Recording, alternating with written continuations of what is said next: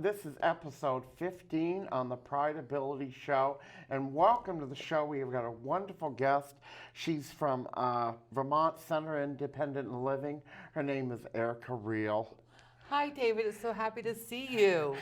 It's so good to see you. It's been a while since we connected. I think the last time that I saw you was here in Burlington, and we were talking about. I went to this thing at the Pride Center, was involved, and it was about where new apartment buildings weren't accessible for people with disabilities, and we want to bring more focus on that because, you know, face it, there's a lot of these new buildings that are coming up and they're just not accessible for people with disabilities. Absolutely. I think that our paths cross a lot, not only for people with disabilities in accessible buildings, but involvement in the Pride Center and the Pride parades. But yeah, we seem to cross paths, even though you're in Burlington and I'm in Washington County.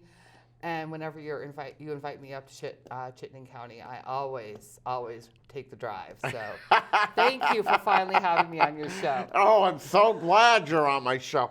So I want to talk today a little bit about Vermont Center Independent Living and what's that all about for people with disabilities. And I am more than happy to tell you about my work and the Vermont Center for Independent Living. So the Vermont Center for Independent Living is a statewide organization. We're a private nonprofit. And I'm sorry, I get excited. I talk fast, so just slow me down. If I start doing that, you know me. So we are an organization run by people with disabilities, for people with disabilities. And we're cross-disability. So that means we work with all types of disabilities. And we're staffed by all types of disabilities. And that includes people that are people that use wheelchairs, people that are blind, people that are deaf.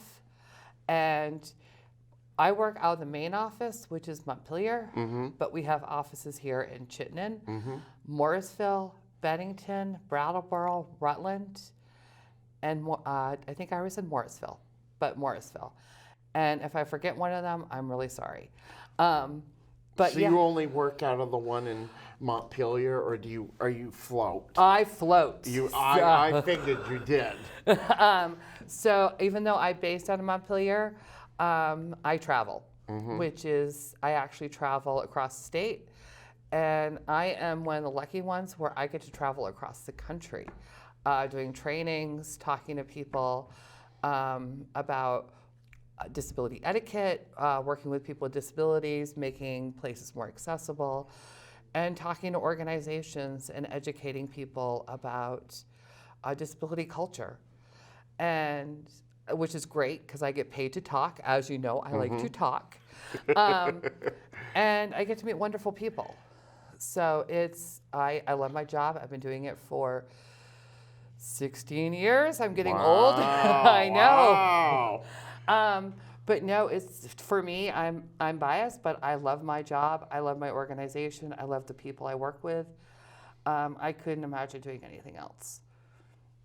So how do you help people with disabilities? If somebody came to your office and maybe they were struggling with accessibility in their apartment, or maybe some kind of sexual harassment, or wow, could be anything, you know? It could be anything. So what I love most about my job is I never know when I wake up in the morning what I'm going to be doing when I go to the office. So one of the things that I want to stress is we're not case managers. So give you a little backstory. I'm a person with a disability. I was living on benefits. I had food stamps, or 3 square, what's called now. I had SSI. I know the paperwork. I know what it's like to go through phone call after phone call advocating for myself. And somebody helped me. Somebody gave me the opportunity to help myself. That's what we're doing. We're having people show you, David, how to help yourself. So if somebody comes in my office and they're being discriminated against, or they're having trouble finding housing, we will give you the tools and support to assist you to find housing, or That's great. yeah, or explain to you the laws around discrimination, or explain to you maybe we're not the right organization for you to talk to. Right, right. So we'll help you find that organization to talk to. And if you're not getting the answers you need or the answers you want, we'll explain how the systems work. And hey, maybe you're unhappy with the way the systems work. So let's figure out a way to work within the system to get that system working the way it'll work for you. Or hey, maybe you're being you have a payee, and you feel that you want a different payee, or you don't need a payee at all. There are ways to change your payee. There are ways to get a payee, become your own payee. Let's see what we can do to help you with that, navigate the ways you can do that by yourself. And in the way, we're helping you do this so you can teach the next person. And then you can become more involved in your community, whatever that means to you. Now, does your group work with like Disability Awareness Day and go to the State House and... Absolutely. I figured you did. Absolutely. I think that's so important for our viewers to, if you have a disability and you don't know the ways to get into that, like be part of the Disability Awareness Day, because it is coming up. It's in March. I don't really remember the dates, but... Oh, you know what? My executive director is going to shoot me because I don't remember the date. But no, getting involved in your community government and local government and federal government is really, really, really important. Because all the laws that are going and all the mandates that are coming do affect you. Oh, yeah. Voting is your voice, and one vote can change the difference. And, I hear a lot of people say, well, it really doesn't matter what I have to say. Yes, it does. Or, people say, what can I do? Call your local representative.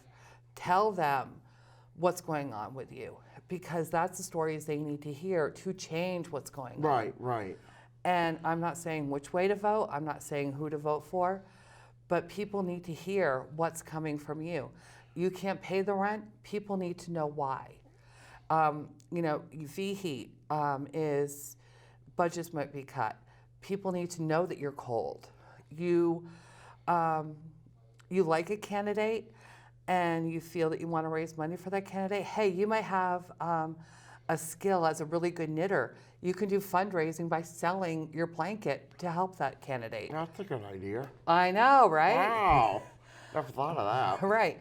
But there are so many ways that you can get involved with local politics and change the story.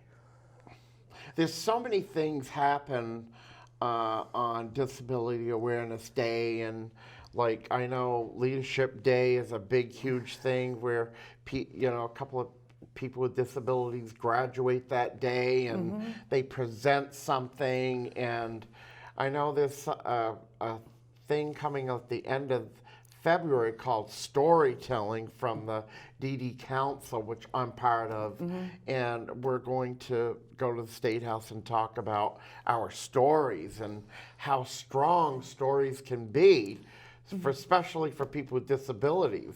Absolutely, because our stories are our power, and telling people the stories about how we live, people make assumptions about, can only assume about, maybe SSI only pays $720. How are you making ends meet on $720? People can only make the assumptions. Well, you're only eating bologna. Well, that might not be true. this is how I'm budgeting. This is how I'm doing things. People make assumptions about people with disabilities all the time. And we need to tell our stories. We need to get our stories out there. And the stories matter. The stories are what make change in local government. Oh, yeah. Very true. So tell me more about the organizations you work for and what kind of departments are. I know a couple of people that work there that are wonderful people. So I can go, so our organization, we have some core programs. Those are our peer advocates. Our peer advocates are people, of course, with lived experience having a disability, and they work with people one-on-one in our groups for skills. So say you, and these are different cases I can think of, say your goal is you want to navigate the bus system. You're looking for funding to buy a car. You want to learn how to budget. Budgeting is very difficult for me. Mine too. We won't go there. Impulse shopper. Say you want to go back to school. You recently developed a disability. These are all goals we can work with. So I can't really go into different, this is what we do and don't do, because it's all case by case. We have information referral, which, people with disabilities and organizations might not know. I need a thingamajig to help me put my shoes on. Well, there's lots of thingamajigs out there, and what works for you? I know there's an organization out there where I can go and try out assistive technology, but I don't know where they're located. Call our information referral line. They know where they are. And then we have our systems advocacy, where they work on system change, because our vote is our voice, and nothing about us without us. We need a seat at the table all the time. There needs to be somebody with a disability raising their voice. Then we have a Meals on Wheels program for people under the age of 50 that their disability does not allow them to make their own meals. We have a wonderful organization called a Home Access Program that helps people that are extremely low income with ramps and bathroom modifications. Then we have a Sue Williams Freedom Fund, which helps fund assistive tech, because we know insurance pays for everything for people with disabilities, right? Right. And then we have people like me. What I do, again, I go out and I talk to people, I do outreach, and I work with people that are victims of crime. So I'm kind of the person who does a little bit of everything. And we have, and like I said, and we also have an agribility program, which we actually have a farmer, not me. You do not want me growing anything. But this is an actual farmer with a disability, and he goes out and he helps farmers keep farming, because we know farming is the background of Vermont. Yeah. And farmers get injured. And he goes out and he works with farmers. That's cool. I know, isn't it? Wow. And he actually has a working farm that has the cutest horses and cows and goats. And he goes, lets me pet them. But no, it's Vermont Center for Independent Living is just, for me, it's an amazing organization. I'm so glad I found it, because for the longest time, as you can see, I don't use a wheelchair or a mobility aid, and I hid for so long having a disability, thinking that, and this is really sad, that there was there's a stigma attached to having a disability, and I found a place where I could be open about having a disability, and people that loved me for having a disability, and Vermont Center has become my family. That's wonderful. Yeah. And that's wonderful. yeah, and it's a great organization. You should check it out. I don't know the website, but www.vcil.org. check it out because they're such a great organization. They work with people with disabilities and they do amazing work. I can't say anything not bad about VCIL. I just love them all, and they're great people to work with. Well, I like to think that we're doing good work, and I also say that we're like one of the best kept secrets in Vermont.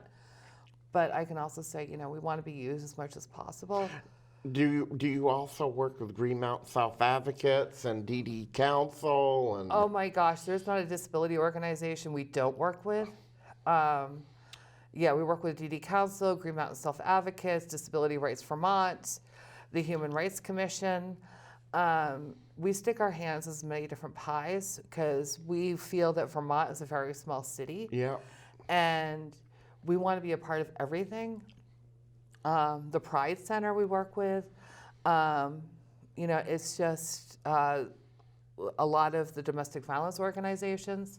Because again, we want to make Vermont a safe place for everybody, and we want to see at the table everywhere because we want to make sure that people with disabilities are included in programs. We want to make sure that places are accessible for people with disabilities, and we want to make Vermont an inclusive place because we all belong here. So tell me about that meeting that we went, it was probably a couple years ago, and it was all about accessibility in Burlington and oh, honey, you're going to jog my memory? It was a while back, I know that.